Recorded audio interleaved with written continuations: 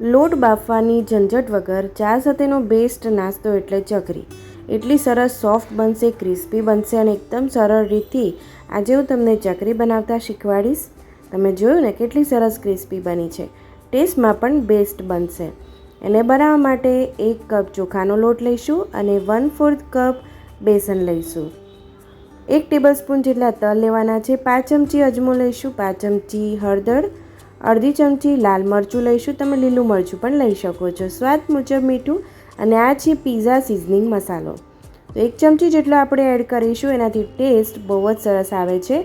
અને ઉકળતું ગરમ પાણી આપણે અડધો કપ જેટલું આપણે લેવાનું છે, જેનાથી આપણો ચોખાની અંદર બાઇન્ડિંગ ખૂબ જ સરસ આવતું હોય છે અને આપણી ચકરી પણ ખૂબ જ સરસ સોફ્ટ બને છે.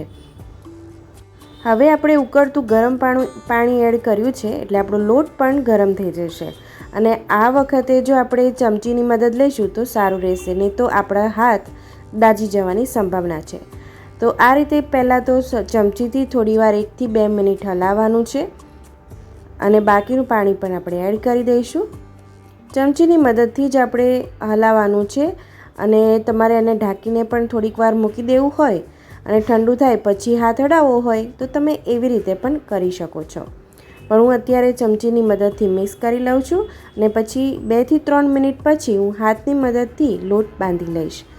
ગરમ પાણી એડ કરવાથી ચોખાના લોટમાં સરસ એવું બાઇન્ડિંગ આવી જશે અને આપણને જ્યારે ચકરી પાડીએ ને ત્યારે સરળતા રહે છે અને આપણી ચકરી તળતી વખતે ભાગી નથી જતી. મોવણ માટે મેં 1 ટેબલસ્પૂન જેટલું અહીંયા તેલ લીધું છે. હવે આપણે લોટ બાંધી લેવાનો છે.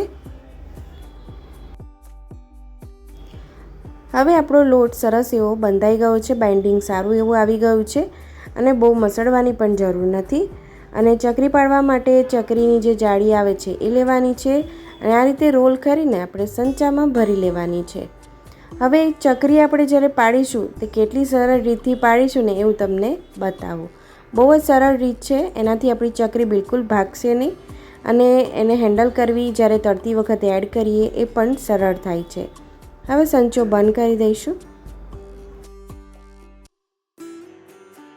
હવે એક થાળી લઈ લેવાની છે અને તેલથી આપણે એને ગ્રીસ કરી દેવાની છે, જેથી આપણે ચકરીને ગોળ કરીએ ને ત્યારે ચોંટે નહીં બિલકુલ. હવે આપણે સંચાથી ચકરી આ રીતે આખી થાળીમાં રોલ આવી રીતે પાથરી દેવાનો છે અને ચકરી પછી પાડવાની છે. આ રીતે વાળી લેવાની છે. તમે જોઈ શકો છો કે વચ્ચેનો ભાગ છે ને આ રીતે બિલકુલ વચ્ચે કાણું ન રહેવું જોઈએ ને આ રીતે ફીટોફીટ ચકરી આપણે વાળી લેવાની છે.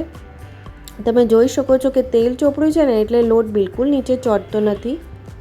મિત્રો, તમે મારો વિડીયો કયા શહેર અને કયા દેશમાંથી જુઓ છો તમે મને ચોક્કસ કમેન્ટમાં જણાવજો, જેથી હું તમને થેન્ક યુ કહી શકું. અને જો મારો વિડીયો ગમે તો લાઇક, શેર અને સબસ્ક્રાઈબ કરજો. તો જે છેલ્લો ભાગ છે ને એને ચોક્કસ તમે ચોંટાડજો, જેથી આપણી ચકરી બિલકુલ છૂટી ન પડે અને તબેથાની મદદથી તમે બીજી થાળીમાં ટ્રાન્સફર કરી દેજો. હવે બીજી બાજુ આપણે તેલ ગરમ કરવા મૂકી દીધું હતું. તો જ્યારે ગરમ તેલ હોય ને ત્યારે જ આપણે આ રીતે તબેથાની મદદથી ચકરીને લઈ લેવાની છે અને તરત એડ કરી દેવાની છે. તમે જોઈ શકો છો કે આપણી ચકરી બિલકુલ છૂટી નથી પડી. એનું કારણ માત્ર એટલું છે કે આપણે ગરમ પાણીથી લોટ બાંધ્યો હતો અને બીજું કે આપણે તેલને સારું એવું ગરમ કર્યું હતું. તો જો તમારું તેલ બરાબર ગરમ નહીં થયું હોય તો તમારી ચકરી ચોક્કસ છૂટી પડી જશે. તો તમે જોઈ શકો છો કે લગભગ 3 થી 4 મિનિટ આપણી ચકરી તળાવવા દીધા પછી સરસ એવી તળાઈ ગઈ છે અને બબલ્સ ઓછા થઈ ગયા છે.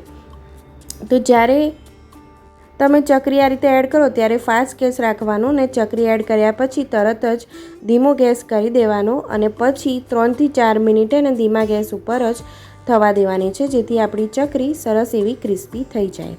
તો તૈયાર છે આપણી ચકરી. તમે ઘરે એક વખત ચોક્કસ આ રીતે ટ્રાય કરજો. ખૂબ જ ટેસ્ટી બને છે.